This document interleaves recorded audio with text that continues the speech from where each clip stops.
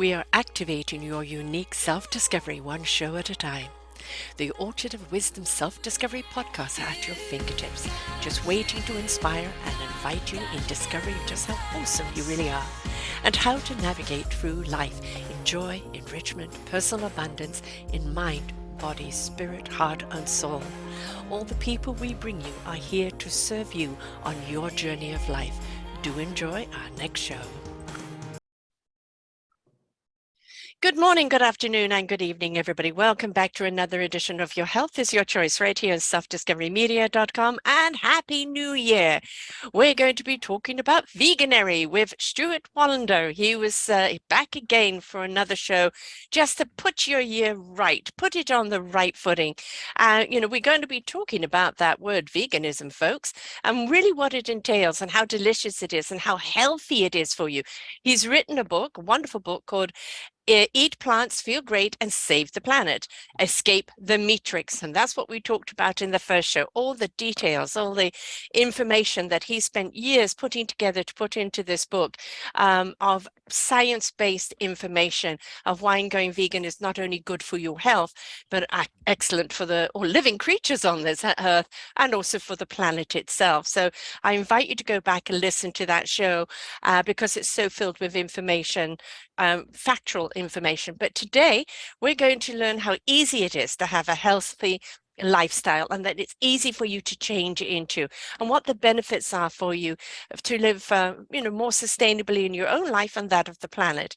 And we're going to be talking about how easy it is to plan for 2023, kind of starting off that foot. We're not saying you're going to jump into veganism 100%. Maybe you will, yay. But if it's 10%, 20%, something that you just start changing that road, you'll see how it helps your health benefits and how it actually helps the ricochet of the planet. So delighted to have you back here again, Stuart, and to face this 2023. We don't know what we're going to be facing this year.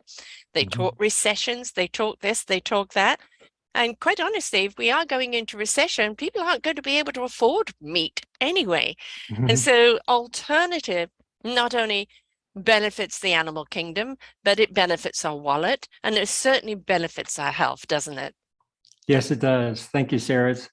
Thanks for having me back on your show. I really appreciate it. It's great to be here. And yeah, we're starting a new year, and it's always a great time to set goals and make New Year's resolutions. And of course, one of the things many people make resolutions about is their health and, wanting to get healthier, become healthier, start exercising and eating a healthier foods so that they can live a longer and happier and healthier life, which is what I think all of us want to do, right? Yeah, it's as we get older, we kind of discover what the meaning of life is and what the meaning of our life is. And you don't want to discover that and then discover, well, now you've got huge health issues and you can't kind of fulfill that meaning of life. So, it is get healthy because it helps your mind and your brain be healthier, and it helps making choices so much easier because you're not dealing up against those health barriers. So kind of don't wait down the road. And it's never too late at any age to change. But if you can do it while you're younger, then all the more benefit to a long, prosperous life. Yes, I think Benjamin Franklin, one of our founding fathers, said it best: an ounce of prevention is worth a pound of cure. So, adopting a plant-based lifestyle is, a preventative type of a dietary pattern, and it helps us avoid so many of the chronic conditions that so many people in the United States suffer with. So, like you said earlier in the introduction, I talk a lot about that in my book and why it's so healthy for us to adopt a plant-based lifestyle. And I am 100% plant-based, but any reduction you can make in your consumption of animal-based foods is going to make a difference. It's going to make a difference for your health. It'll make a difference for the planet, and it's certainly better for the animals. So I don't want people to think, oh, I can never do that because, I can't become 100% plant-based. That may not work for everybody, certainly not in the beginning. If we change our dietary patterns quickly, I don't know, have you ever tried giving up caffeine cold turkey or sugar? Yeah, it can be a real struggle. Yes. So I think it's sometimes easier to just kind of wean ourselves off of the Mm. caffeine over the course of like a week. And then after a week, you're no longer addicted to caffeine, and you don't have any headaches or don't feel bad. And the same may be true with animal-based foods. I was born in the United States, and I was taught to eat animal-based foods, and I ate animal-based foods, for the first 23 years of my life, thinking that it was natural, necessary, and nutritious. Where the The science in five my groups, book right? yeah, the science in my books, says that that is not true, but that's what we're taught. Yeah. And so most people are eating a lot of animal-based foods. And so the thought of giving that up, people are thinking like, well, what can I eat? What do I eat? Oh, it must be just Uh, the lettuce leaf. Yes. right. Just get a salad 3 times a day. People have this idea that, plant-based eaters are just eating grass. Yes. So, but there's a ton of plant-based foods available, and it gets really, really nice because it opens up a whole nother world when you move away from eating the standard, burgers and Yeah. steaks and chicken. You start finding there's all kinds of foods out there that you maybe didn't even know existed or had ever given a try. So I think it's really creative. We're going to talk about some ways to make the transition easier. And I'm excited because it's a new year, and Hmm. we have a choice, Yes. and that's what my book is all about. Is about helping people make informed decisions. And I think that the science in the book will help people make better choices for themselves and their family, and certainly for the animals and the planet. Mm. Um, yeah. We'll say that the biggest leap is that first step. All Mhm. right. Just say, you know what? I'm just going to do one meal at a time. All right. Right. I'm going to, I mean, we have this thing called Google, masses of amount of recipes, social media, people sharing all the time. I've done numerous shows on veganism where people have Mhm. shared their recipes and written entire books on it, etc. And, Mhm. like yourself. So the thing is that 30 years ago when people taught veganism to me, I thought, what the hell are you talking about? Right. And it's like, Mhm. give up meat, but that's so important to our lives. And, because I was ignorant at that time. And then Mhm. kind of came more the horrors of what the meat industry was, which was the antibiotics, the steroids, Mhm. all the other stuff that you're feeding those animals that now you're eating, never mind Right. the terror in which they die, which means it Correct. changes the chemistry of the body and you're eating that chemistry. So there's so Mhm. many things to think about. And my Mhm. my daughter and her husband are 100% vegan, but I started Nice. kind of cutting back and slowing down a few years ago on the meat and things, Mhm. partly economical, partly consciousness. And Yeah. now I would say I'm probably a 95% vegan at home, Oh, right? Maybe great. cream cheese or something like that. When I go out, when I go to my son's, it is more meat. And when I'm with Mhm. my other daughter, it is 100% vegan. And so, Yeah. it is like, don't beat yourself up if, in this transition that you are going to be amongst people that just aren't going to get it, or you can't just Mhm. eat the vegetable, flexibility. Don't add anxiety to it. But the Right. conscious choice of what you eat at home and when you have the power to go out to what you can eat. And the amount of restaurants today that have vegan Mhm. options. Some of them don't do it right. Right? They'll give you a Mhm. vegan burger, but not a vegan bun. Right. They give you an egg bun on a vegan burger. Mhm. Um, and some of them have gone on and created some incredible dishes that when people eat it, they go, this is vegan? Yeah. My God, this is so good. And so if you're willing to open up your mind just to trying, just to sampling, just give it a go and see how yummy it can be, you can still eat your burger. The vegan ground beef, the one we have here is Eve's, Oh, okay. Yeves. Mhm. That one is really, really good. It's great for any kind of ground beef type products you want to do, spaghetti bolognese, shepherd's pie, or any of that. Mm. You can get fish type substitutes, chicken Mhm. type substitutes. And my daughter makes scrambled eggs out of tofu. Yeah. And it's really Tofu hard to tell the scramble. difference, right? Tofu scramble. I mean, Yeah, it it's looks great. like egg because she has a special spice she puts on it. It tastes like egg, right? Hmm. There's so many things that you don't have to give up, just change what the content is.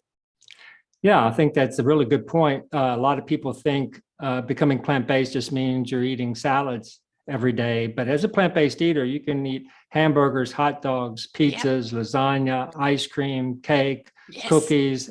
I mean, and you don't have to make all that yourself. You can No. buy a lot of those products in the grocery store already.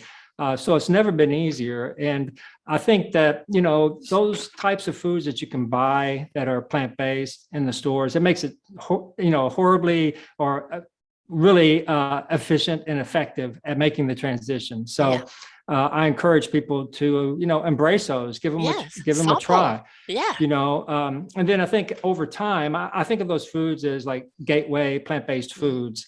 And over time, I think you might find, like I did myself, is that I moved more towards just whole foods, whole fruits, vegetables, Mm-hmm. grains, legumes, nuts, and seeds, just kind of naturally. And now, if I have a plant-based burger, it's maybe like once a month or something.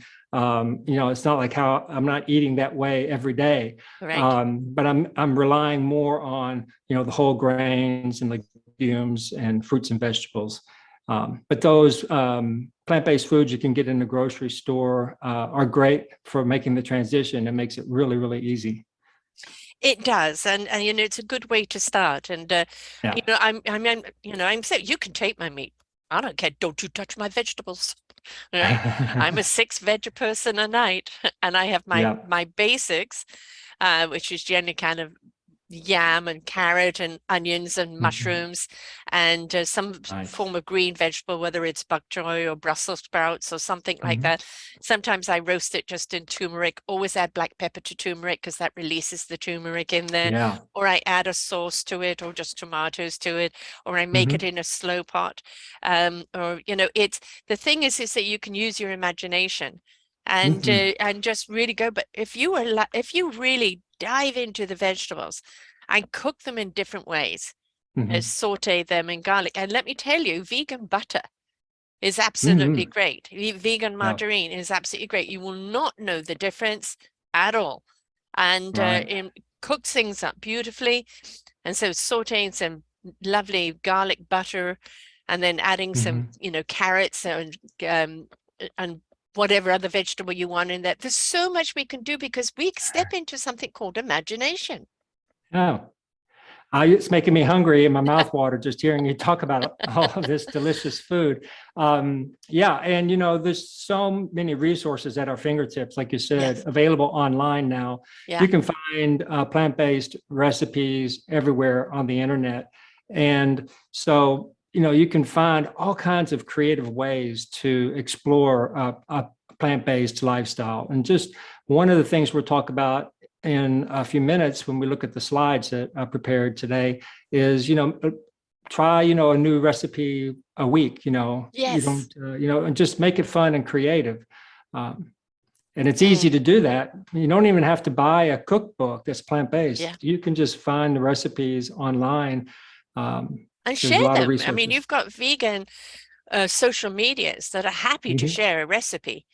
All right. And Yes. it's just like, give it a try. You could still have your creamy sauces, right? You can still Right. have,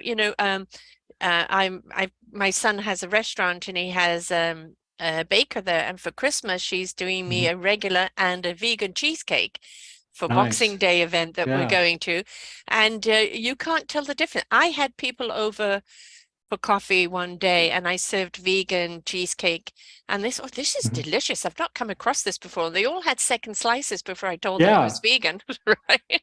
Yeah, that's amazing. Yeah, people are surprised sometimes when they're eating something so delicious and they're like, that's plant-based, really? Yeah, Why am I liking it? I'm not supposed to like that. But exactly. but I Exactly. bought talking about I bought a whipping cream yesterday Hmm. at Whole Foods. I don't know if you have Whole Yes, we Foods do here in where you are. Canada. Okay.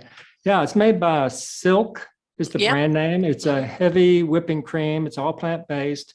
And I thought I'd give it a try to make, for sauces and baking and Mhm. stuff. And this morning I made my oatmeal, and I thought, well, I'll just put a splash of that on it and see. Oh my gosh, it was amazing. It was so rich and creamy and Mhm. just super yummy.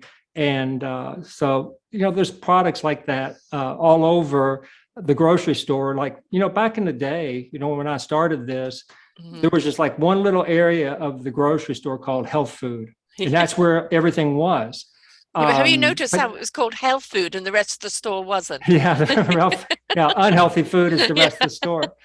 Yeah, exactly. But now, I don't know how it is in Vancouver, but here in Kentucky, the plant-based foods and the more natural foods are now all scattered throughout the whole store. So Yeah.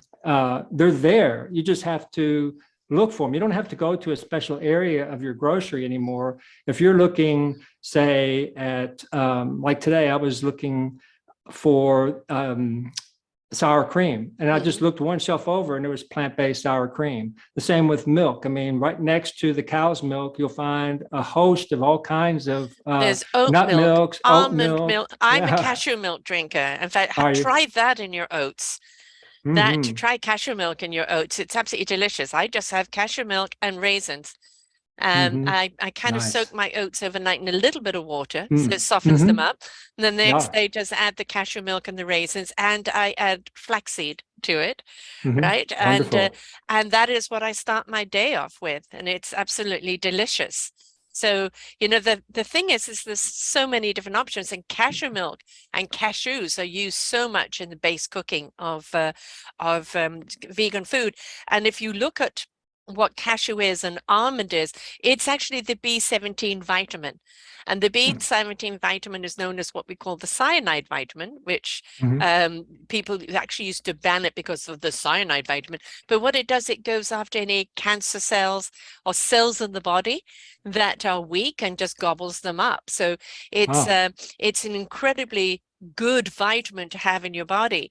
And if you had every day, I have it right here next to my office desk for when I get Yeah. hungry, I've got sesame seeds, Mm-hmm. pumpkin seeds, I've got cashew nuts, peanuts, and I've got cranberries. And I make my own mix. And if I just need a little boost or a Mm-hmm. little hungry, a handful of that and eat that. You can put all sorts of things in there, but a handful of that a day is so good for you as well, right? There's so Mm-hmm. many options. Yeah. I agree. There's so many options, and it's just to get a snack to move away from the chips and Mhm. cookies and things, just to have some fruit or nuts available. I really like eating almonds, like in the late afternoon as a afternoon snack. So around 4 o'clock, I'll eat a quarter cup of almonds or something like that, or some other nuts, cashews. That's a great way for me to get a little more protein Yes, and to be not to be full before dinner. right. So it's good if we can spread our protein consumption out kind of over the course of a day. Yeah. I talk about in my book that eating more than 30 grams of protein at any one meal is wasteful because our bodies can't store Mhm. protein. We make use of the protein we eat, but we can't store it. So eating more than 30 grams at any given meal does not promote muscle growth or anything like that. So it's wasteful. But if you can spread that protein consumption out throughout the course of a day, it's actually healthier for us, and our body can make use of the protein that much easier. And it doesn't matter if it's animal-based or plant-based protein. If you're getting enough calories in a Mhm. day, it doesn't matter if the protein in that food that you're eating is coming from plants or if it's coming from animals, because you're getting all the amino acids in. Yeah. If you're eating a wide variety of plant-based foods, you're getting all the amino acids that you need. And I'll talk about that in my book and the studies that have come out that have proven that to be Um, true. before we go into the protein, because I want to ask us to break down what the proteins are, but walnuts. I unfortunately cannot eat, I can only eat cashew nut, peanut, and chestnut. Those are the only nuts I can eat. Everything else I'm allergic to. But walnuts are a nut that actually go after the parasites in your body. And yes, everybody, we all have parasites in our body, right? So walnuts are a great parasite eater. So if you look at nature, it gives us food, not only just to sustain us, but to help our bodies thrive. But also, they all have a job to do. Each of the food groups has a job to do, right? It's not wasteful. How about we look and break down what some of the proteins are? Because when people think protein, immediately they meet, meat and fish or dairy. Right. Let's look at what some of the proteins are that people can insert into their lives. Great. Yeah. People always ask, where do you get your protein from? Mm-hmm. Well, like I just mentioned, if we're getting enough calories in the day, then we'll be getting enough protein on a plant-based diet. So there are foods that are plant-based that are high in protein, like edamame, which is soybeans, tofu, which is of course made from soy, is high in protein. Tempeh is a fermented soybean product that's high in protein. Seitan, which is a plant-based protein substitute. It's made with the protein that's found in wheat and gluten. So if you're avoiding gluten, then you wouldn't want to eat seitan, but it is a high protein. And then of course, beans like black beans, pinto beans, garbanzo beans, and lentils. Yes. And people don't realize it, but whole grains have protein too. So protein is found in a lot of plant-based foods. It's not something that meat and animal-based foods has a monopoly on. And I talk about in my book how the Matrix wants us to think that it has a monopoly on protein and calcium for strong bones when it doesn't. We can find all the nutrients we need in plants. I always forget what this one is called, but the one that you make hummus out of, chickpeas. There we go. Chickpeas, yeah. We call them garbanzos here in the States, but I think you all call them chickpeas there. And chickpeas, of course, makes hummus, and it's chickpeas can be used as a base of something, or just throw it in with everything else. I mean, chickpeas themselves have an incredible amount of nutrients in them, don't they? Yes. And then, just sprinkle, like on my oatmeal, I'll sprinkle hemp hearts, which is protein. Sunflower seeds, more protein. Walnuts, more protein. I have that in my oatmeal. So you can just sprinkle these seeds and nuts and things on different dishes. If I make a curry dish with, maybe a butternut squash curry dish, I put peas in it for protein, and then I top it off with cashews for more protein, and it's delicious. And edamame beans that you were talking about, they're yummy. I love cooking with those, kind of stir frying because of the texture being that little bit crunchy. It's nice to have that kind of different textures. And I find that if I want you to have a meat texture, portobello mushroom, nice big mushrooms, chop them up, kind of less fine, kind of more chunky. And that kind of gives you that meaty, chewy taste that you get, because I'm obsessed with mushrooms. Absolutely love those.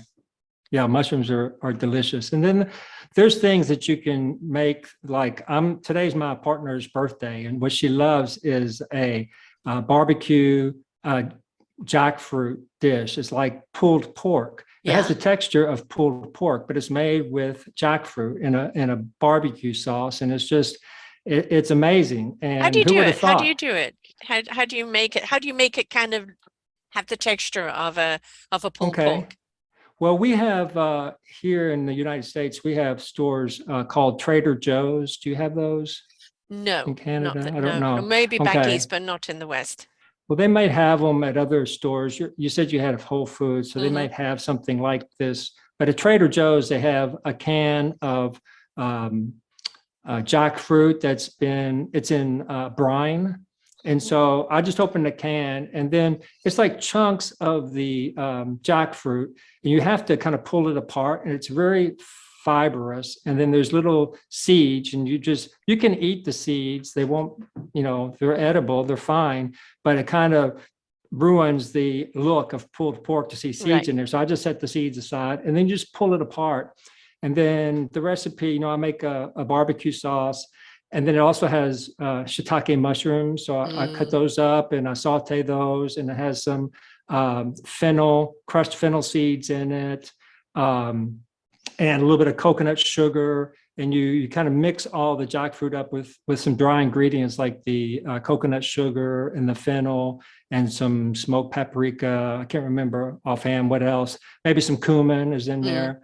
And then you saute the mushrooms in a little bit of olive oil, and then you add the jackfruit to that and saute that and cook it and let those all those spices kind of marinate together. And the sugar will start to caramelize a little bit. And then you put the barbecue sauce you made earlier on top of that, and then you just simmer it. And it makes incredible barbecue, sandwiches that taste like, pulled pork. It's which amazing. used to be one of my favorite dishes. Is it? Oh, okay. Yeah, because I used to love cooking with. I used to love cooking with pork. I haven't touched it in years, but it's but well, I hopefully you prefer can pork find over it. beef. Hopefully, yes, I'll definitely look for it. Yeah, most certainly. We have big stores here called T&T, which are more the Chinese stores, and then there's a lot of different types of foods there. And of course, in the Chinese thing, you have Buddhism. Which of course has an awful lot of completely vegan. So, a lot of choices there. And, the thing is too, is if you're willing to go to kind of where the ethnic groups are, Indian food, Buddhist food, some various cultures that have wonderful foods where they use less meat or no meat at all, then, you're going to pick up foods. And the thing is, just be inquisitive. You may not know what it is. Don't go, oh, I don't know what it is. You don't know what it is. You don't know if you're going to like it or not. Just be willing to try. And, the first taste might be, this is foreign to me. I don't know. Have a few more tastes, because your tongue, taste buds, are acclimatized to other types of food. So anytime, whether it's meat or veganism, and you introduce it to different food, initially it's going to go, oh, retaliation, I don't want this. And then you give it a few more bites, go, I like this, I want more of it. So be willing to experiment and be willing to just kind of dive into something and see if you like it, not just the tip of your tongue and go, no, try. Yeah, you're talking about the different cultures around the world that have been predominantly plant-based, and you can find incredible, plant-based recipes in almost all of these different cultures. And I'll share a funny story. I gave up eating meat in 1985 when I was 23. So I've explored a lot of different cuisines, and of course, Indian food, like you said, is amazing. And about 20 years ago, I was at my parents' house one Christmas, and my brother said something to me like, some of us in the office, we were in Louisville, Kentucky, which is it's the biggest city in Kentucky. We went to an Indian restaurant, and it was pretty good. And it was like, I think it was the first time he'd ever tried Indian food. And that just kind of blew my mind. It was like, you've not had Indian food, you're a grown man, and you're not even, but, that's the culture here. We just, there's a woman who's written a book called Mindless Behaviors. And I really want to have a conversation with her, because the way we eat is, for the most part, it's a mindless act. Most people don't think about it. They just eat what they were taught to eat, and they just continue that pattern over and over and over. And so don't question it. So it just blew my mind that my brother was telling me basically he had never explored Indian cuisine at all. And I was just like, wow, you don't know what you're missing out. You're missing out on a lot. That's one thing we do have here in BC, especially around the Vancouver area, is a wonderful diversity of restaurants, Thai, Japanese, Korean. Well, Korean is really heavily based on meat, but, we have Indian food, we have different types of Indian food. And so, we have so many different type of cultures. And when I live on Vancouver Island, whenever we go over to Vancouver, which I'm going to be doing for Christmas Day, I'm hoping that on the 27th, before we catch our ferry, that we go to our favorite vegan a Chinese place and have dim sum, because the dim sum, for people who don't know, there's lots of little different dishes that come out, and they may taste like shrimp balls or meatballs, or they're this, they're that. There's just so many beautiful dishes. And they're all Yeah. vegan, every single one of them. My Mhm. God, the feast. Nice. Oh, it is so good. I absolutely love it. Yeah. You can keep regular dim sum. I don't want it. I like this one. Nice. Oh, But, yeah, so amazing. like vegetarian, which they say more vegetarian than vegan, Yeah. Oriental food, Chinese food, Thai food, all of this, that type of thing. There's just so many flavors, so many Mhm. wonderful flavors, and they've learned to make their food, with these substitutes in textures. Like you can get this wonderful, Mhm. kind of sweet chicken done as sweet sauce. It's delicious, because I'm not a Mhm. sugar-based person, but I love this. And there's so many different foods that you can get, but again, is you have to step out, and that goes for absolutely everything in your life. Step away from the boring routine that has been your life, Mhm. and say, this week we're going to go out to eat and try a totally different culture restaurant, Mhm. right? And Yeah. introduce yourself to it and go to the vegetarian restaurants. Not all of them are called vegan. Sometimes they're called vegetarian, or go to a restaurant where they have a big vegetarian menu. All of their Mhm. menus are always online. So you can check out the Yeah. menu dishes beforehand and just say, I'm going to try something new. Yeah. Because Be if we're scared adventurous. to try something new, we're going to be scared to do anything new in our entire lives. Yeah. And like you said, it's that first step. Sometimes that first step's the hardest, and it's a new year. So why not, Yeah. take that step and give it a try and see. Yeah. We are going into a recession this year, a global one, and certainly a North American one. We already Mhm. know that grocery bill is up by 12% or more in some places. Some things are even up by 25%, certain ingredients, Wow. um, because of the wars and because of lack of staff, because baby boomers retired and there's other people not stepping into their roles. There's a shortage along the way. So this is the time to kind of get creative and try different Mhm. things. And quite honestly, your vegetable diet is so much cheaper and so much more nutritious and good for you than your meat diet. You're not going to be able Mhm. to afford that big slab of beef or that Mhm. steak, right? And you've got to be Yeah. careful with your ground beef that it's not grounded up with other things that you don't want in there. So, Mhm. we need to look at our vegetable dishes, the rice dishes, the noodle dishes, the different type of um, potatoes or other things that we can use as our starch, and look at how we can be creative with that, because quite honestly, it's healthier for you, but much cheaper for you as well, Mhm. especially Yeah. if you There's buy a local. Yes. There's a person on Instagram who had, I think she goes by plant based on a budget.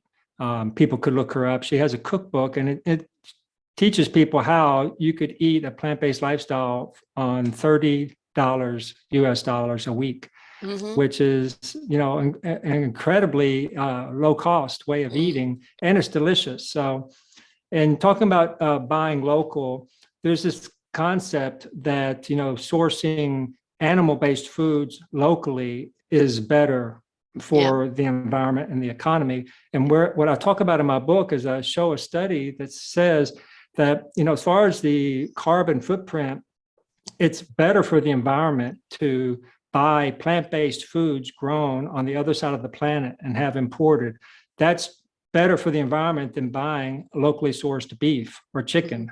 So that's how much more beneficial it is for the planet in terms of climate change and environmental degradation to adopt this way of eating. It's literally going to save the planet, because we simply cannot continue to eat animal-based foods to the degree that we've been eating them and meet our climate goals. It's simply No. not possible. So we need to have a widespread adoption of a primarily plant-based lifestyle if we're going to avert the worst case scenarios of climate change. And let's explain why. It used to be that animals were on a farm and they were somewhat humanely killed, and then went off to the slaughterhouse. Now what we have is manufacturing plants of animals, pigs in pens their entire life. The dairy farm, when an animal gives birth, they literally clamp on the baby, a clamp so it can't drink from its mother. They remove it from its mother immediately and put that poor cow back right into serving the milk. And if it's a boy, very often they just kill it straight away. Right. And so, there's so much brutality that goes on. There's been so many protests outside of pig farms where you can hear the pigs screaming, you're eating that? You're eating that fear, that chemistry change in that meat, and you can eat something knowing that it causes so much anguish and pain. But aside from that, the amount of water and the amount of grain that it takes to feed the cows, the pigs, everything else is more than it would be to feed us. Never mind the carbon dioxide that's going out into the areas. Is it carbon dioxide? Methane, is it? No, carbon dioxide. Well, carbon methane dioxide. with animal agriculture, yes, it's primarily methane. But the transportation, of course, is using fossil fuels mainly for transporting the grain and then the animals, to stockyards and then slaughterhouses and things like that. But the main problem with animal agriculture is methane. And that's particularly a problem with ruminant animals that because of the way they digest food, they emit, basically burp and fart methane. Yes. And why is that a problem? Well, we know that burning fossil fuels creates carbon dioxide, which is responsible for heating up our planet. It traps heat into our atmosphere. And that's why we're looking for green energy solutions like wind and solar so we can move away from fossil fuels so we can avert, climate change. And that's important. We really need to do that. Before it's too late. Yeah, before it's too late. But we're so much closer, Sarah, to having sustainable energy than we are sustainable food. And mainstream media in the United States, anyway, never talks about the environmental or climate impact of the food that we eat. I don't know how it is in Canada, but the mainstream media doesn't talk about it. Yeah, it's avoided. Yeah, so we talk about, we need to all buy electric cars and we need to, move away from burning fossil fuels, like I said, to green energy solutions, while the impact of the food choices that we're making is totally ignored. And this is a big problem because methane is a greenhouse gas that kind of dissipates quickly in the atmosphere. But in the first 20 years, methane is 80 times more efficient at trapping heat into our atmosphere than carbon dioxide, 80 times. And over a 100-year period, it's 25 times more potent at trapping heat into our atmosphere than carbon dioxide. So why aren't we talking about methane? Right. Yes, I've done a few shows on that too. Yeah. Yeah. And also the amount of water that these animals take. We are on a water shortage. Yeah, right. Yeah, we are. And the amount of water that they take, which again, we are going to be going very, very thirsty soon if we don't change our ways of clean water. Speaking of water, so we have a plant-based meat alternative here in the United States called Beyond Meat. I don't know if you have that. Yeah, it's big you here do? too. Okay. Yeah, it's really great. I love their product. A Beyond Meat burger generates 90% fewer greenhouse gases, uses 99% less water and 93% less land than a conventional burger. So that's why, having a plant-based burger is so much better for the environment. And it's healthier for you because you're not eating all the saturated fats that are found in animal-based foods. The antibiotics, the steroids, all the other crap that they feed that poor animal.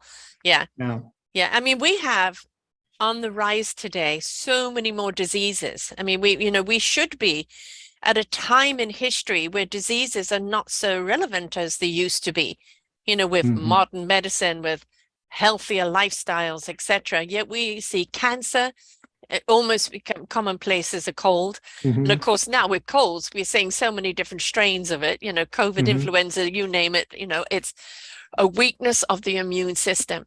And Yeah. people don't realize, number one, stress is a killer because that starts Hmm. causing the body to be at ease, which can bring on diseases. But Yeah. your diet, and you go, well, I'm healthy. I eat a steak and I Hmm. eat my potatoes and I eat one veg. Yeah. And no, this is the unhealthy way of eating because Hmm. it's not the pure organic way that we used to do it. If you're not buying organic foods, you're buying foods that have pesticides on them. And those pesticides have already been proven to cause so many numerous health problems.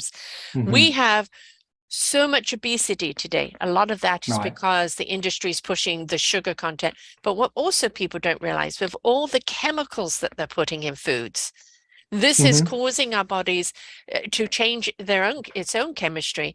And Hmm. more people are dying, whether they're 200 pounds or 300 pounds, dying of Yeah. malnutrition Yeah. because they're eating a lot of food with absolutely empty everything, and they're dying of hunger. And that's the reason why they Hmm. want to eat more. They're always hungry. When you eat a good, well-balanced vegan diet, you eat less, Hmm. your body has more fuel, your brain works better, and Right. it's, ultimately it's cheaper on your wallet, and most certainly less visits to the doctor if you can find Hmm. one. Yeah. That's true. And, my book talks about the leading causes of death in the United States. And I go through the top 10 and I show the research, the studies that show how people who are following a plant-based lifestyle can avoid so many of the chronic conditions that lead to an early death in the US. So heart disease is our number one killer. Yeah. A plant-based lifestyle is the only thing that's been proven to reverse heart disease, and they have the scans to prove it. I mean, you can get results in as few as 3 weeks into eating a whole foods plant-based diet. Our body starts healing itself and the arteries start opening up again. Our second leading cause of death in the United States is cancer. And the Mayo Clinic says that a third of all cancers could be avoided through a healthy diet. And the Mayo Clinic also says that people who are following a plant-based lifestyle have the lower rates of cancer than anyone else. And it just keeps going on and on down the list. In fact, the National Institute of Health in the United States sent a memo to all physicians, and it said that the physicians should recommend a whole foods plant-based lifestyle to all their patients, everybody, but Yes. especially those with heart disease, diabetes, and obesity. So you talked about obesity a moment ago, and certainly sugar plays a role in that, but so does just eating animal-based foods. In fact, Yes. Burgers, fries. people who are eating a plant-based lifestyle have the lower BMI, body mass index of all. So, and this isn't just me saying this. These are studies like the Nurses Health Study 1 and 2, and the Seventh-day Adventist study that I talk about these studies in my book. There are studies that have 50, 60, 70, 80,000 people that they've tracked over decades, and they show the results. And time and time again across everything, people who are following a plant-based lifestyle do better in every category. And so it's that powerful, and it's so healing for our bodies, because if you look at our anatomy, Sarah, we are herbivores. I have a chart Yes. in my book, and it shows the carnivores. It compares the anatomy of carnivores, omnivores, herbivores, and humans check every box of an herbivore. Yes. And I think that should, that tells us something. We think that eating meat and dairy is natural and necessary when it's not. I mean, there are over 5,000, I think 5,400 mammals on the planet. There's only one mammal that drinks the milk intended for the baby of another species, and that's humans. We're drinking Yes. cow's milk. We're the only Yes. ones. So how can we Yes. say it's natural? Right. And Exactly. yeah, and 75% of the humans on the planet are lactose intolerant. We Right. can't And they even we don't can't even even know it. digest milk. No, Well, I can't drink, but I've never been able to yeah. drink milk. But in the United States, we label those people as lactose intolerant, As there's and we something kind of wrong with make them them.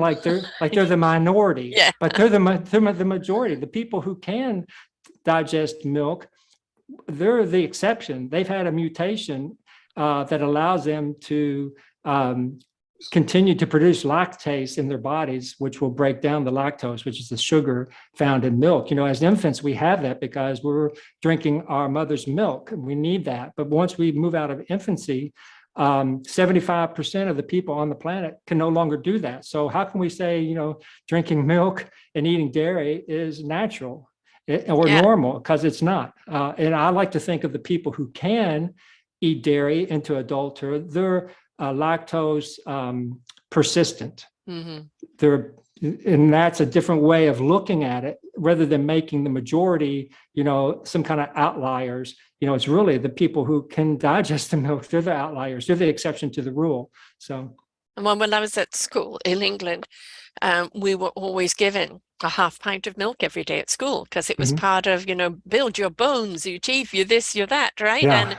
And I never could drink it because I was an asthmatic. It just caused so much phlegm in my body. And so kind of I was exempt from drinking it. But other than that, it was kind of almost pushed on the kids. My brother had a heart attack 9 years ago, and he was very, very active. And it was brought on by stress, looking after my mum, who was bedbound at the time. And he immediately went to veganism, and he does at least 10,000 steps a day, and may have a little wine and a little coffee, but he's not an excess person on anything. And he had another heart attack this last year, and they had to end up putting stents in there. And they actually did say to him, your veganism extended the time you were because my father died of heart disease, so he actually had a defective heart, and they said, you've prolonged this, like it was inevitable you were going to have another heart attack, but the fact that it's only 9 years later is due to your veganism. You've extended your life right there. Where my sister is a meatarian.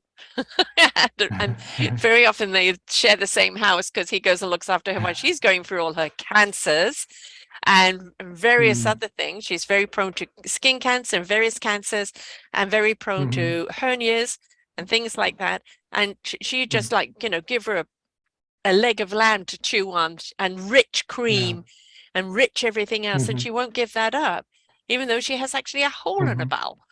Right. So for her, it's that you can't, veganism is the evil in the world. And even though it saved his life, and you can't change the minds of people who are not open to changing their minds. All you can do is change your own mind. And if you have a family member that you're cooking for, okay, go tell them, here's the piece of meat, you go and cook it, and you can have what we're having along with your meat, right? But I'm not cooking it for you.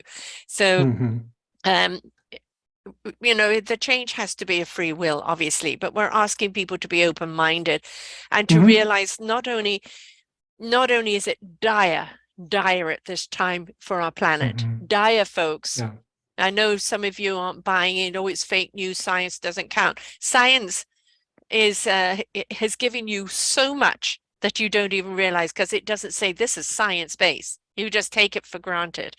And the science is there from all over the world. It's not just one or two people's agenda. It's global consensus of what's going on, and that we have to change our ways. But just look and I tried to present the science in my book. It's from like New England Journal of Medicine, the British Medical Journal, Mayo Clinic, Harvard, Oxford. I mean, these are prestigious sources for this information. So years of research, right? Years not of just research, overnight, and it's not just it's just not one study. I mean, this is across the board. All these prestigious institutions basically are saying the same thing. And it really what confuses consumers is all the advertising that the meat industry and the dairy industry does. Over the course of our lifetime, they make us think that we need their products. And so when the science comes out saying we don't, it creates this confusion in the consumer's mind. And unfortunately, people go with the advertising because advertising works. In fact, it's flashy. Just recently there was a city outside of Amsterdam in the Netherlands that banned all public advertising of meat. And that's because, advertising works, and it encourages people to, like I said, mindlessly consume more and more animal-based foods. And it's horrible for our health, and it's horrible for the planet.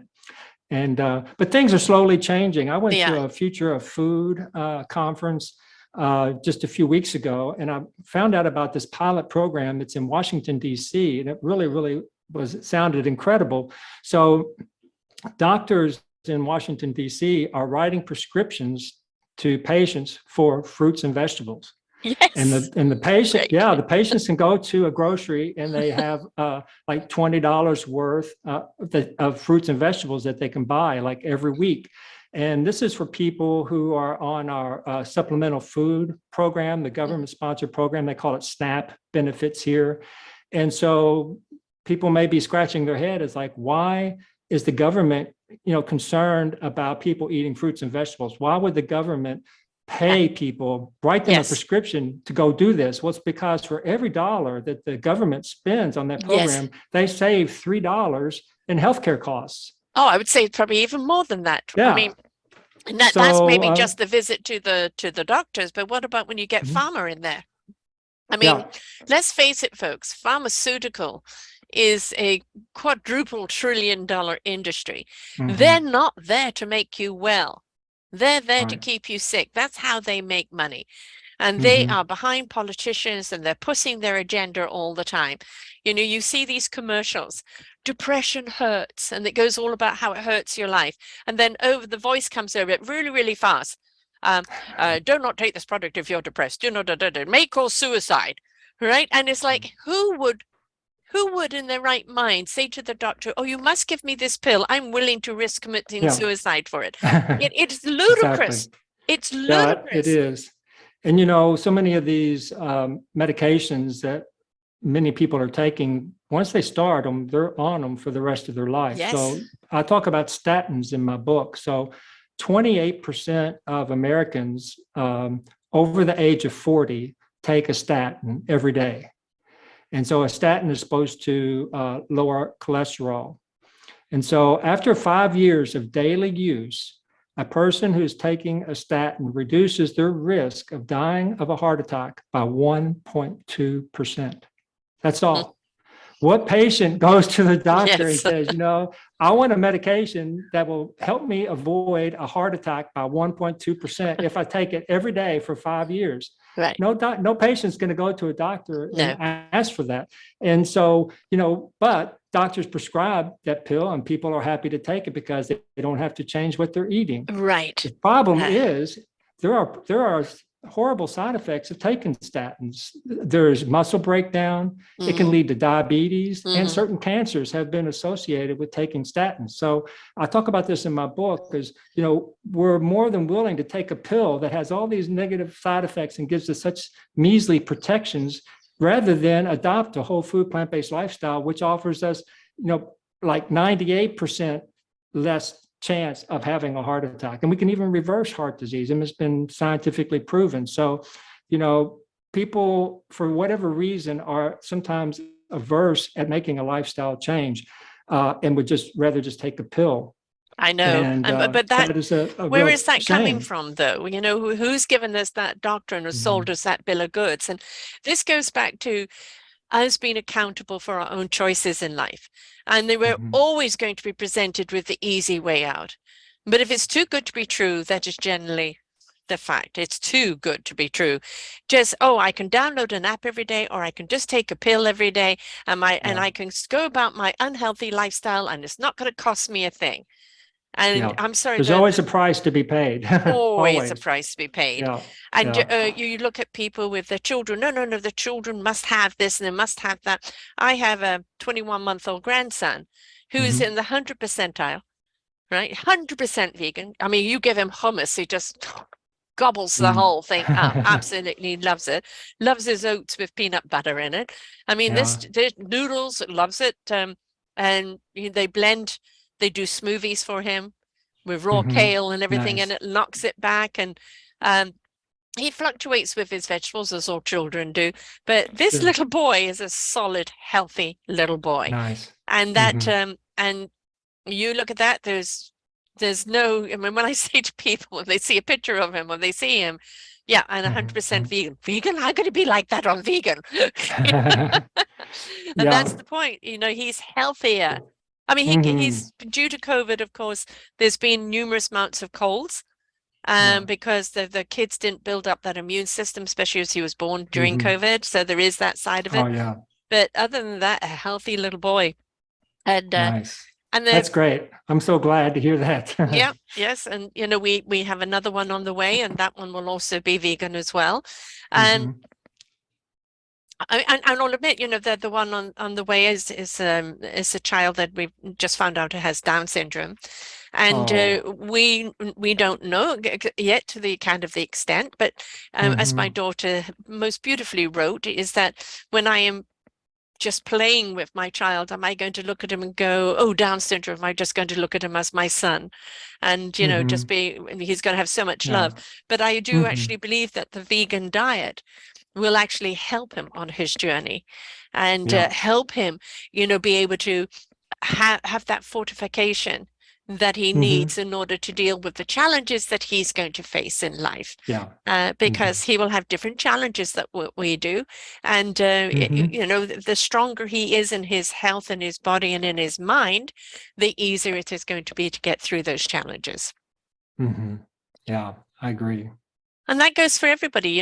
We see, so much more autism today. We see so much other stuff today. And, for me, I look upon them as indigo children. Mm. And then when you look at autistic children, generally, they're incredibly focused and gifted in a certain area. Where they Hmm. generally lack is the socialization. They're very choosy who they interact with and who they don't want to interact with. I just think they've got it right because we don't need to interact with everybody, folks. We can't be That's choosy, right. right? So, My partner Lee says, I think she has a T-shirt that says, "My favorite humans, dogs." She'd much yes. rather spend time with dogs than other people. But yeah, Yeah, she. I All agree with joking you. aside, but still, Yeah, no, I know what you're saying. yeah. No, because this is the thing about the animal kingdom, and this is something we're beginning to realize. Again, I've done some shows on farm sanctuaries where they actually Mhm. rescue animals from the slaughterhouse. And you Yeah. look at, the cows. I mean, there's this beautiful one of a guy playing the piano, all the cows around him, somebody playing, orchestra there. And the cows are grooving away to the music, right? Mhm. And it's like Yeah. they've got a heart, they've got a soul, they have a Yeah. consciousness. Who dictated that they should be our food? Right.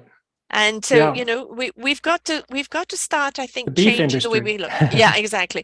And I know that, initially as humans were evolving, the meat was their diet. They weren't into the farming or growing vegetables. They weren't, savvy on that. But those were the old days. We know better now. We have so Hmm. much more education now.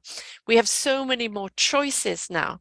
There's so much more available to us now that it's really Hmm. hard to make that excuse anymore. And there's so many more of us now. I mean, we just Yes, had the 8 billionth person born on the planet. So, we've never had this many people yes. that need food to eat. And so it's horrible. Animal agriculture is horribly inefficient. Mm, 70% of the grain that we grow in the United yes, States, we feed to animals. If we fed that grain to humans, we could feed an additional 1 billion people in the United States alone on existing farmlands. We wouldn't have to, have any additional land. We could feed a billion more people just by growing crops for human rather than animal consumption. and And some people say, "But what happens to all of the animals?" Well, we stop breeding them en masse. exactly, Right? I They mean, become those farm animals. Every species has a reason to be here, right? And right. if there's less of them, we kind of then get to understand what they're here for. But we have And mhm, hunger today. We have yeah, hunger around the world. even in the 2023. United States, Yes. yeah. I mean, at the beginning of the pandemic, I mean, food banks were overrun here in the Mm, United States. We have people who are food insecure, yes. and also we have more people who are nutritionally Yes. insecure, meaning they're eating a lot of empty calories and a lot of Yes. foods that aren't nutritional for them. And so I think those are two problems that we face here in the United States. And Or I not think, just there, I mean, around the yeah, world. I mean, hmm the homelessness has gone up considerably, all right, because people hmm just can't afford the rent, so there aren't the jobs, or the mental strain. So many more people have become homeless since the pandemic, or we revealed how many homeless people there are. And our food yeah, banks just can't keep up. We just can't keep yes, up, especially with the economic situation that's happening right now. All the food hmm banks have gone up by, 23 to even 30% in certain areas. right. hmm So we're busy manufacturing animals cruelly, inhumanely, with non-nutritious meat because of all the hmm chemicals and the steroids and everything else that they put in there, where we could take that same grain and we could hmm feed 1 billion people. Right. The best food conversion rates that we have currently right now, Sarah, is with factory farmed chickens. But even then, we're feeding them 4.5 times more protein. No, 4.5 times more edible food than we get back from them. Right. And with cows, it's even worse. We're feeding them 25 times more edible food than we get back from them. And I use that term edible food intentionally because a lot of people will say, well, chickens and cows and sheep and, these animals eat food that's not suitable for human consumption. But these conversion rates I just gave are for edible food. And then when you look at the protein, it's even worse. 80% of the protein that we feed to chickens and 96% of the protein we feed to cows is lost.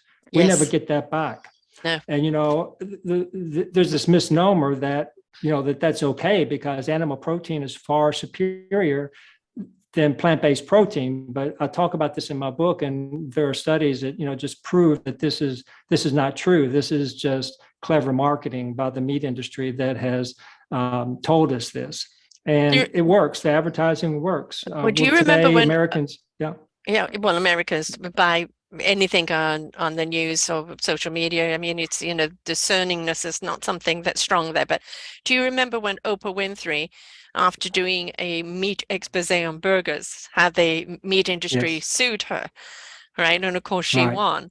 But, that is hmm how much they don't want you to know what really is going on, right? exactly, So if hmm you decided that you're going to open up your eyes, open up your mind, and go, well, I don't know if I believe him, but maybe, all right, I'll read his book and look at the facts, or maybe I'll yeah, actually go and do some research myself and open my eyes hmm to what really is going on, instead of la la la la la la la, I don't want to know because it means I have to change my lifestyle.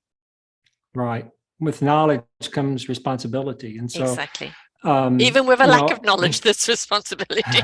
We're all yeah. responsible. And Sarah, for a long time, I've been well, I stopped eating meat in 1985, and I gave up all animal-based foods in 2008. But I just published my book this year, and so people may be saying, "Well, why now? Why Mm, did Stuart decide, he needed to write this book?" And it's because, for many years I was content just to do my thing, mhm. and I was living a life that was in alignment with my values of respect and love for all life, and trying to tread this earth as lightly as I could to have as little of an impact, little of a negative impact as possible. And I was fine doing that for years and just letting other people kind of do their thing too. But as I started doing a lot more research on the environment and climate change, nutrition, animal welfare, health, all these things, it became really clear to me that a way out of so many of the problems that we're facing right now has to do with the choices that we're making, starting with the food on our plates. And so, Mm. like I said, mainstream media here in the United States doesn't talk about the impact of eating a plant-based lifestyle. In fact, just yesterday, the New York Times released a survey, and then they had a quiz on their website.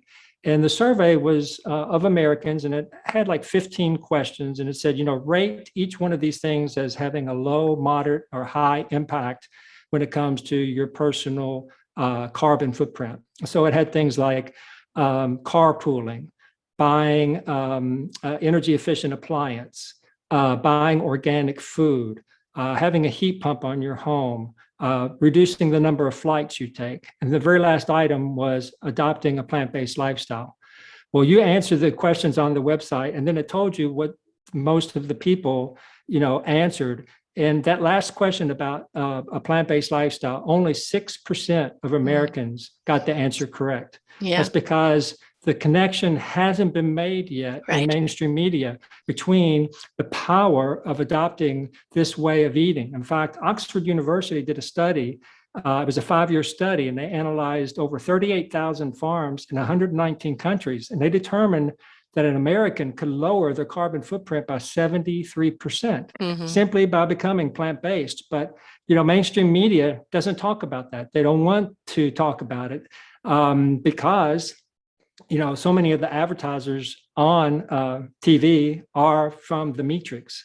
It's fast food, it's meat and dairy. And so I just want us to have a conversation. I want to get the science out there so people can make informed decisions. And I love being on shows like yours so we can talk about the science and the benefits of eating this way.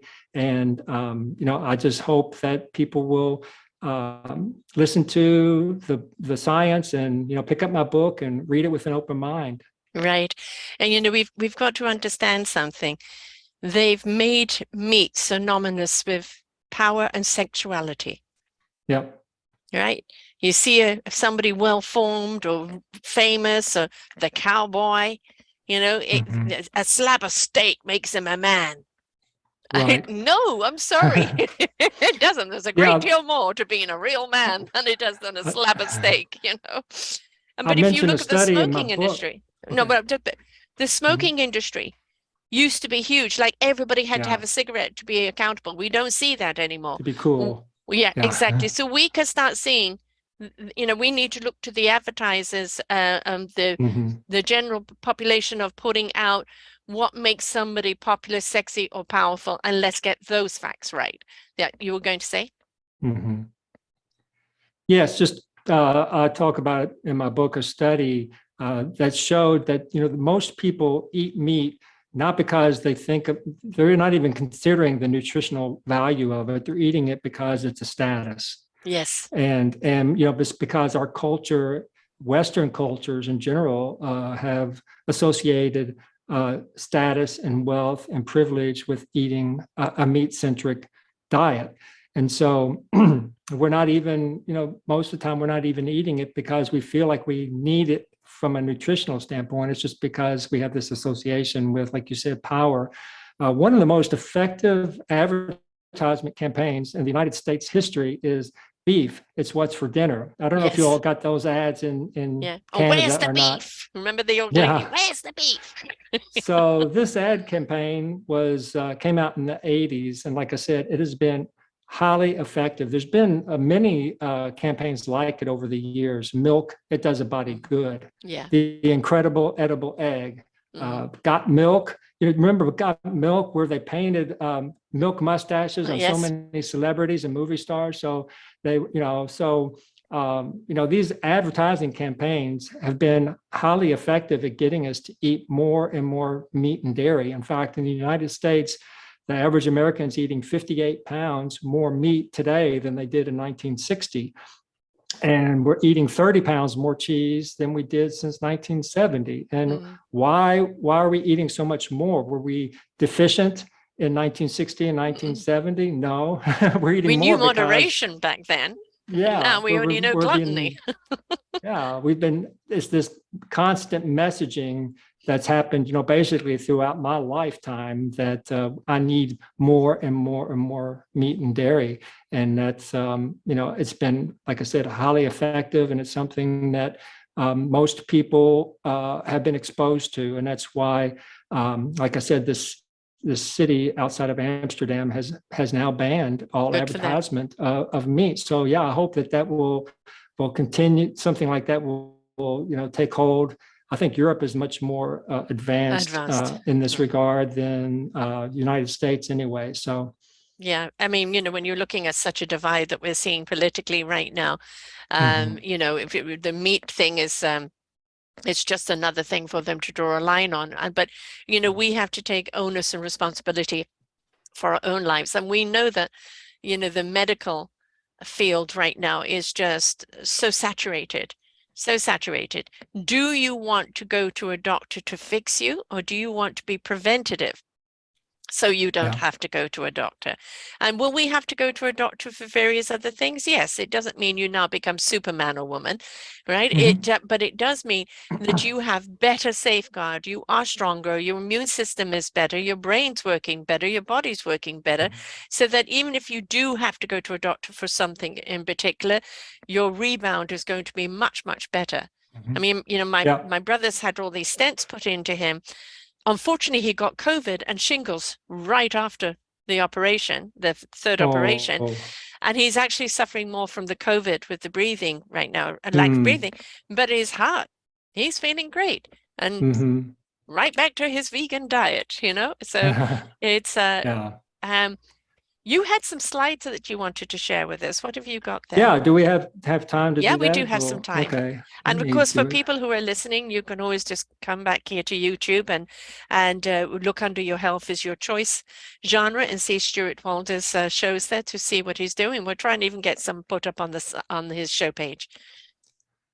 Wonderful. So this information that I'm going to be sharing on these slides, it's in the back of my book as an appendix. So a friend of mine, Bruce Gary, and I'm looking for the note because I want to make sure that I give him his proper credentials. So Bruce has a certification from the T. Campbell Center for Nutrition Studies at E. Cornell. And of course, T. Campbell wrote, what's the famous book? The China Study.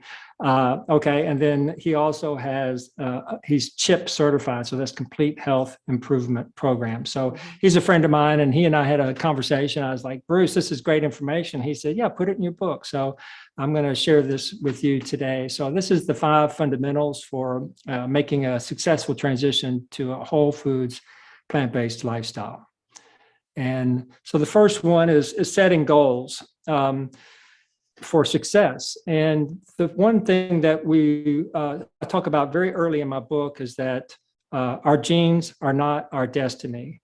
Our lifestyle influences what genes get turned on and turned off. And so if we have a lifestyle with a lot of bad habits, like eating a lot of animal-based foods, that could turn on a bad gene for us. So we want to that should be empowering to know that we're not a victim of our DNA, that we're, that it's our lifestyle that determines our health in a large part. So, to have goals for success, it's good to know what your needs and wants are. Why are you making changes? It might be to get healthier, live longer, overcome a chronic disease, reversing diabetes. The National Institute of Health in the United States says that a plant-based lifestyle is a great way to manage or reverse diabetes. So, or losing weight. Like I said, plant-based eaters have the lowest BMI of nearly any other one in the population, any other dietary pattern. Blood pressure, it just goes on and on. So just know that your genes are expressed by and influenced by your lifestyle. And then it's important to know about your family's history, like your parents and grandparents and siblings. What health challenges have they had? What conditions have they been diagnosed with? And communicate and share that information with your healthcare provider. That's really important. So we'll go on to the next slide here. And also I would say, before I go on, just your goals for success, like that second bullet point, know why you're making changes. It doesn't always have to be about your personal health. You may decide I'm making changes because I love animals. Yes. And I don't want to harm animals. I talk about in my book, 94% of Americans say it's wrong to do unnecessary harm to farmed animals. Well, guess what? All harm that we do to farmed animals is unnecessary. Yes. We don't need farmed animals. In fact, we'd be healthier and live longer lives and have more time with our family and friends if we didn't eat farmed animals. So, Right. and you might be making these changes for the environmental impacts too, and climate change. So there's a lot of reasons. It's not always simply about our personal health. And then, creating a team, find like-minded people. So this is really, really important. It's a lot more challenging if you're trying to do this on your own. Mm-hmm. And so if you're the only one in your family who's going to try to adopt a plant-based lifestyle or want to, have more plant-based meals in your each week or something like that. If you're doing it by yourself, it's really important to have support. And you can find people online. If your family and friends aren't on board, look for support online. There's always groups. Massive amount. Yeah, Mm-hmm. yeah, a massive amount there. So you can get a lot of support there. And education is so important. I've learned so many things since my book was published, and it was published on October 11th of this year. And I can't tell you Of how 22. much I've learned. Yes. How much I've learned since then, and I wish that was in my book, but maybe my second book will be able to include it. Yes. And that's because the information is coming out every day. There's something new that comes out, so we need to continue to educate ourselves and learn what's the latest science. What is it saying? And for me, learning about the science is fun and exciting. And I like doing that. So you can use social media, local groups to find support. And there's tons of research sources available on the internet. You can research, like nutritionfacts.org, PubMed. Again, all this is in the back of my book, so you can look up these websites. And then, you want to have your healthcare team know about your lifestyle and what you're doing. So keep them informed about changes that you're making. Most medical. I'm going to also add to that if your doctor doesn't honor this lifestyle, if they're still trying to push the meat on you, then really change your doctor. Right? Yeah. Because they're still in that old paradigm and they're not respecting your choice to a healthier lifestyle. And if they don't get it, just change doctors. Yeah, I would encourage that as well. If most doctors don't know about no, they're not taught anything about nutrition. No, 40 minutes. Yeah, they don't get that kind of training.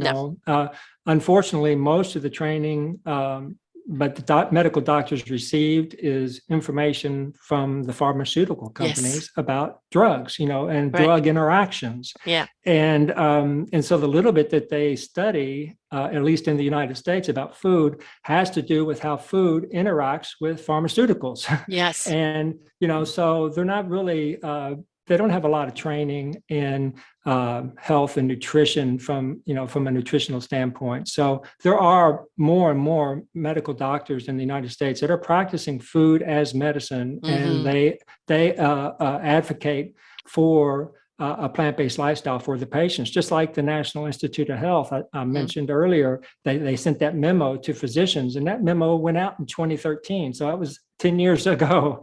So yeah.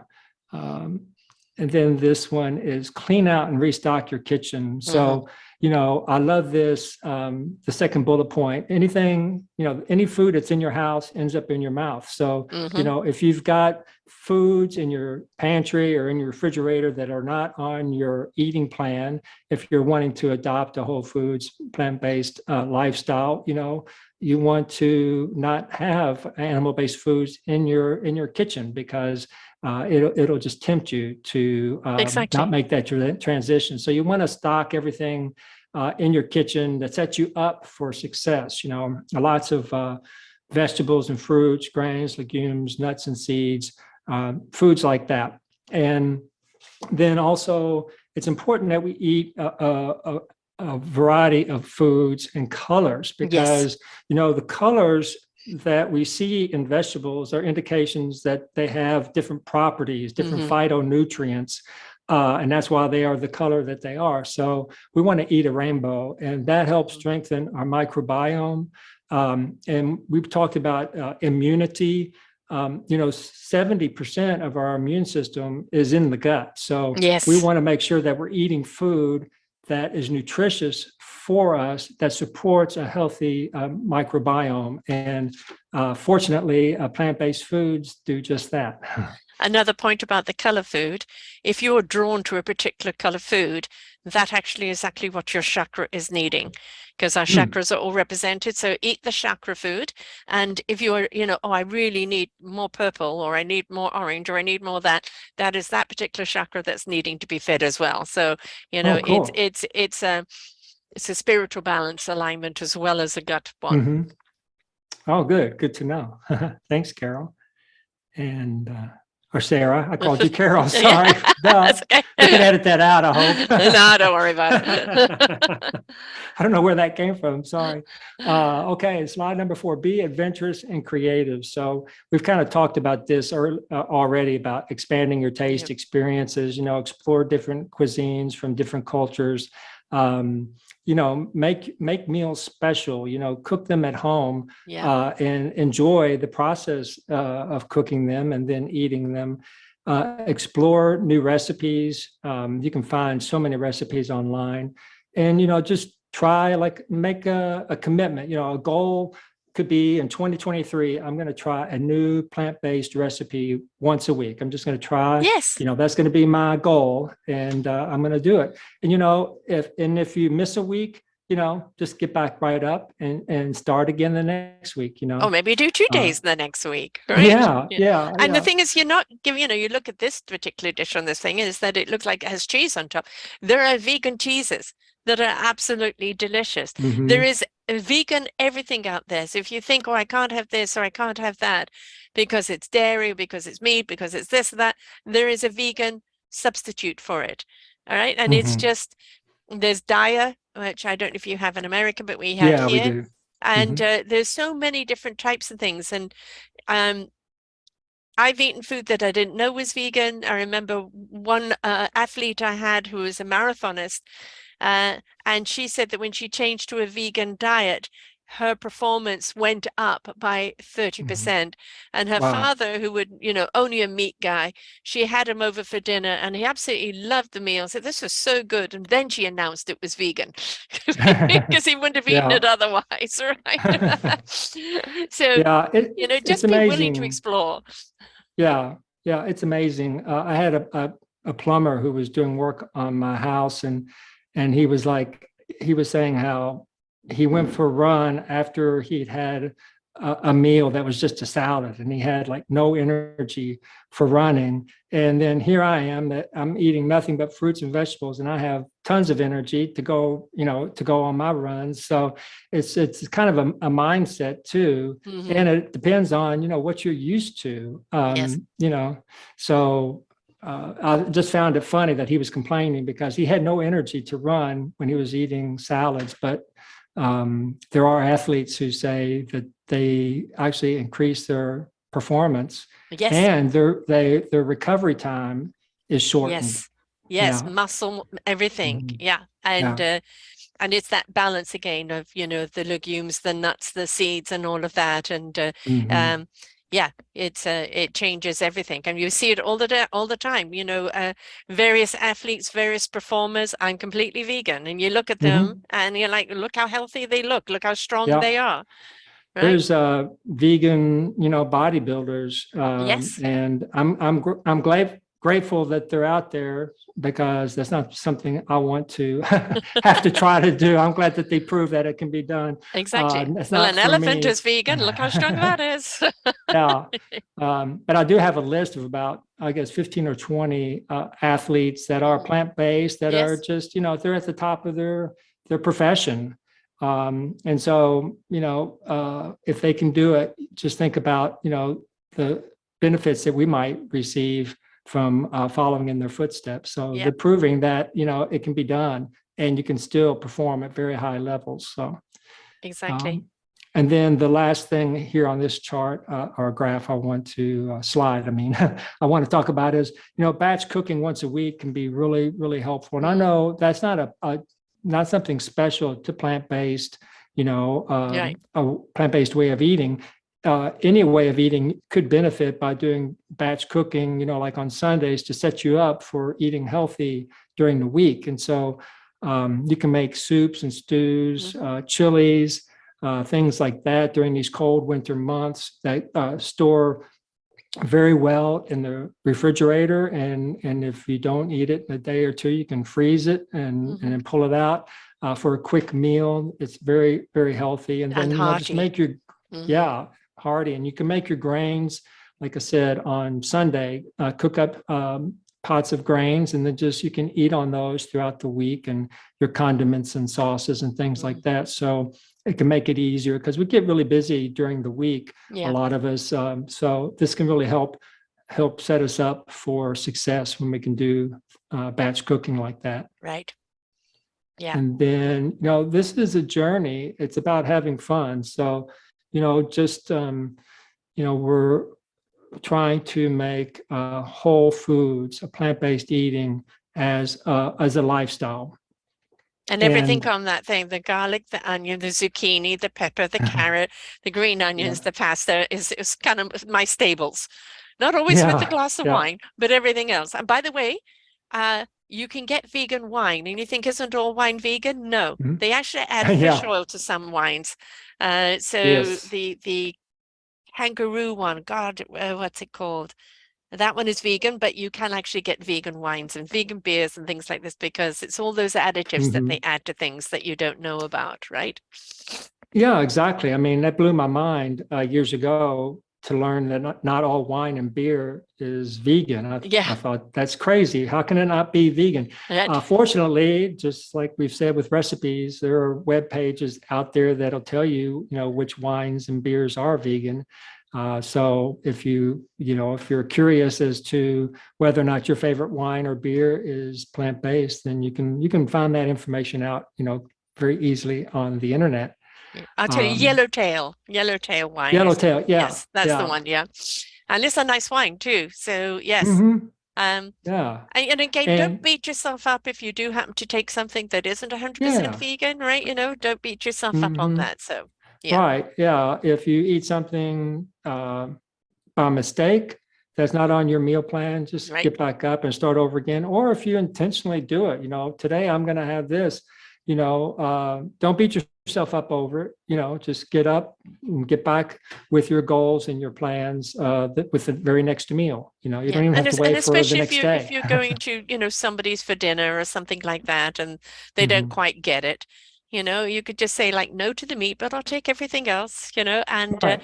and also please respect people when they come to you for dinner. That if they are not Hmm. meat eaters, please don't make them feel guilty or impose the Yeah, meat on them. Please let's respect the dietary, sure. choices that we make because it's really important that we do. And Hmm. also, like my brother, went over for Christmas to his nephews, took my sister, and Hmm. they're definitely meat eaters, and he takes his own vegan food with him. Yeah. Right. So, Yeah. if that's what you want, and you maybe take enough for them to try Yeah, and just exactly. see I've how done that. tasty it actually, looks, Hmm. this is my contribution. Do try it. Yeah. Um, because there's so many that you don't have to say no to anything. There's a substitute for it or a different way of producing it in a Hmm. plant-based world. Yes, that's true.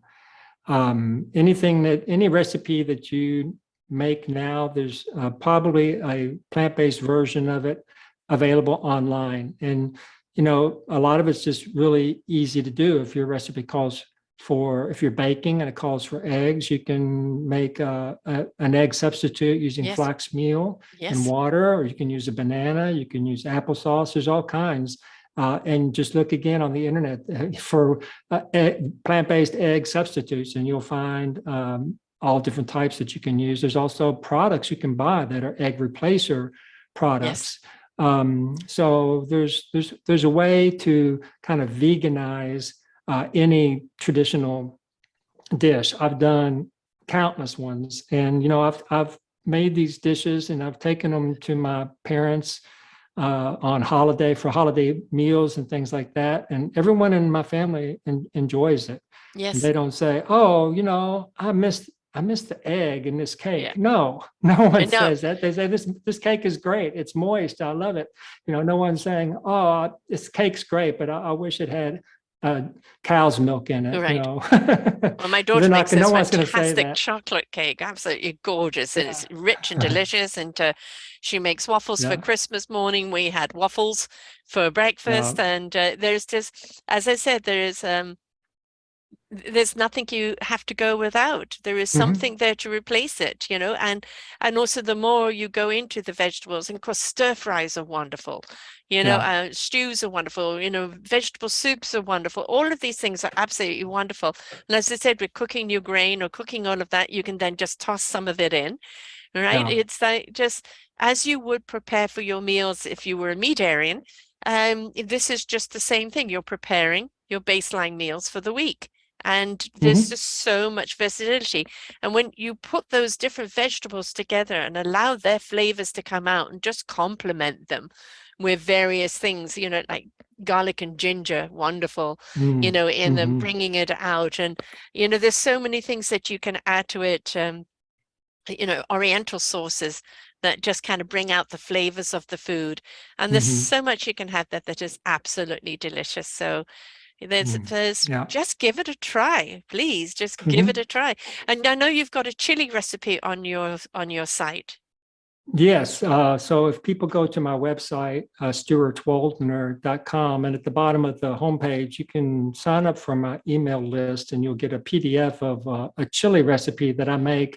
It's a really staple for me through these cold winter months. Yes. And like I'll make it on Sunday and then I'll just kind of eat on it during the week. But it's great. It's healthy. It's nutritious, and it's very filling. And it's Mm, so it has saute some carrots and onions, and then it has tomatoes, of course, in it, and some black beans and red kidney beans. hmm But I think that the best thing that I found, because there's lots of ways of eating the chili, but I love to put my chili on a baked sweet potato. That Oh, is yeah. Yeah. amazing.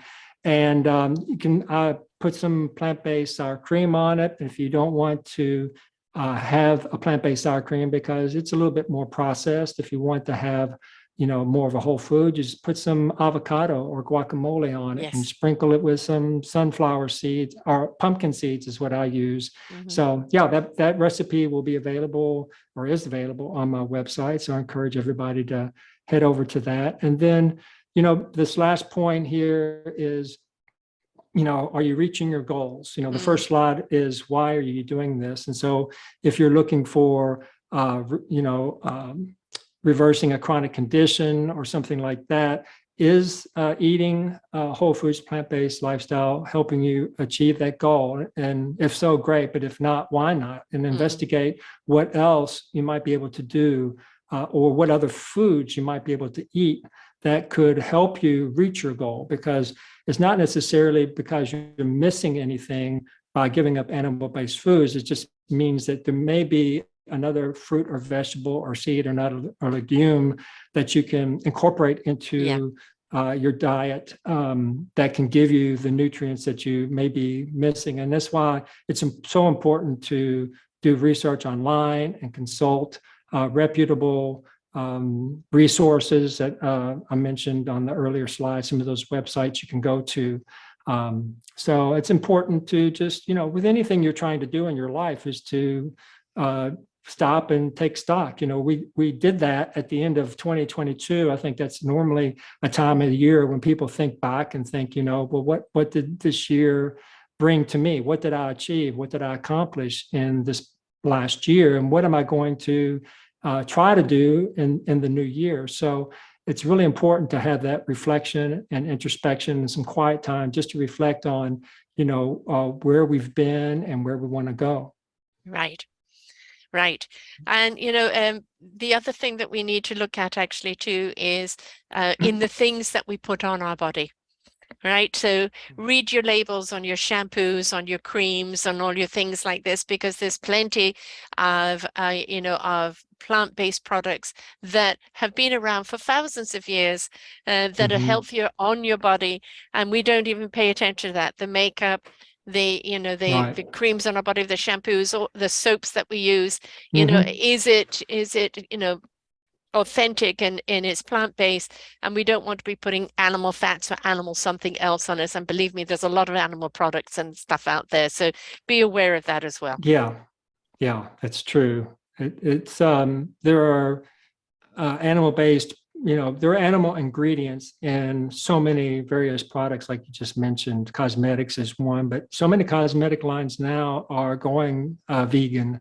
And, like Yes. many, many years ago, a lot of them stopped animal testing. And I Yes. think now, many of them stopped doing animal testing years and years ago. And now the big change is becoming plant-based. Yeah. And I don't know what all the brands are. I think There's many I don't know. celebrities with their lines, Yeah, yeah. that have gone completely plant-based, and and organic-based products as Hmm. well, less chemicals, more natural. And Right. we've got to be cognizant to what we put on our body as well as what we put in our body. And let's Hmm. be preventative of the diseases out there. Let's be a part of the solution, part of the Right. equation to the Earth's problem, to the Hmm. global warming, to the animal welfare, to the water Yes. shortage, to the all of the things that are going out into the air. We're doing that. We're allowing that. And if you really want your kids to have a future, your grandkids to have a future, and you don't Hmm. want to be facing mass extinction because we have a shortage of water, we have global warming, and we have such a massive change on this planet that there is no turning back. It's too late to do anything. We've got to understand that we are the solution that we seek, and it sometimes could be as simple as changing your diet. Yeah, that's true. So people can get hold of you at Waldner.com. That's Yes. StuartWaldner, Yes. StuartWaldner.com. Your book Hmm. can be found on Amazon, and that is Right. Escape the Matrix by Stuart Yes. Waldner. Please do get it. I actually bought it for my son-in-law because he Yay. loves research, and they're complete vegan. There's no changing them, but the more and more he can back that up, he loves it. Um, Yeah. and that's before you kind of go, huh, just try one meal a week or read the information. Can you read Hmm. the information and not be invited to change? If you deny it or if you ignore it, then understand, quite honestly, you're part of the problem. And we can Yeah. all be part of the solution if we just open our minds Hmm. more to the facts, to the science, to our own consciousness, and also take some accountability of our own health. Yes. Right? It's all there. Lovely way to start off the new year. Veganary. We don't have Yeah. to just be veganary. We can be vegan February, vegan. I don't Yeah. know how you do that one. Vegan Arch. I mean, we can make it all along the line. If Yeah. you just start off with one meal a week, it's a step in the right direction. And Hmm. just kind of, yes, it's all new. Maybe it's just a little bit daunting at first. Try one recipe at a time and just look at how you can incorporate it even more. And if you say, my Yeah. kids won't eat it, they will eat it if they see you enjoying it and you make it fun. And you make Yeah. it fun for them, and you can do that. Right? So you owe it to them and their health and their well-being for the future and for the planet Hmm. that they're on, right? So Yeah. Yeah, that's right. Because, everyone who's eating, animal-based foods now are just contributing so much to climate change that it's going to make it harder for future generations. And I'll just end on my portion of this on something that's in my book. Really liked what Business Insider said, Sarah. And it says, a hamburger isn't something bought and paid for, but it's a symbol of a debt that one day must be repaid. So everyone who is eating hamburgers and eating animal-based foods today is adding to that debt.